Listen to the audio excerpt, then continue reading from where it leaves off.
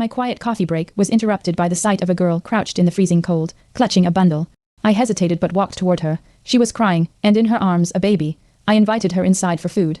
Between frantic bites of a burger, she shared her story. 15, pregnant, stolen money, vanished.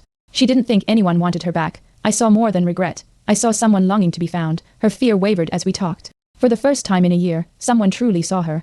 Sierra hesitated when I asked if anyone was looking for her. Her eyes welled up. They probably think I'm dead or worse. I told her I once ran from home too, for different reasons. That softened her stare. I mentioned a shelter nearby, but she shook her head, gripping the baby tighter. I gave her my phone. Just call, if not for you, for the baby. Her thumb hovered. She finally nodded. The air felt different then, charged with a fragile hope neither of us wanted to break. While Sierra cradled her sleeping baby, I called the shelter to ask if anyone matching her description had been reported missing.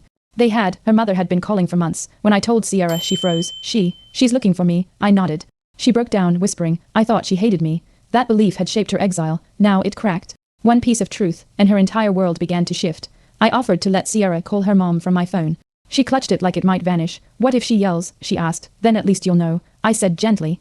She dialed. The first ring felt eternal. Then hello. Her mom's voice trembled. Sierra choked out, Mom, silence, then sobs. Oh my God, baby, where are you? I stepped away, giving them space. That moment, pure, raw, was the beginning of everything changing. While they talked, Sierra's hand never left her baby's back. Her mother begged her to come home. Sierra looked at me, tears streaking her cheeks.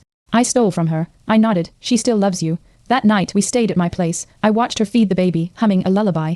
Not the tune of guilt, but of someone imagining a future again. In her silence, something beautiful was rebuilding. The next morning, Sierra showed me a crumpled note she'd carried for months. It read, You ruined everything. She thought her mom had written it. But the handwriting, it matched her ex-boyfriend's. He left it after she refused an abortion. I thought my mom hated me because of this. I hugged her. Now you know the truth. That lie had nearly stolen her life, but now, truth lit her path home. At the bus station, Sierra clutched her baby and the return ticket I'd bought. I don't deserve this, she whispered. You do, I said. Her mother was waiting at the other end. We hugged tightly. As the bus pulled away, Sierra waved with tearful eyes. One step, and her whole life was turning toward hope again.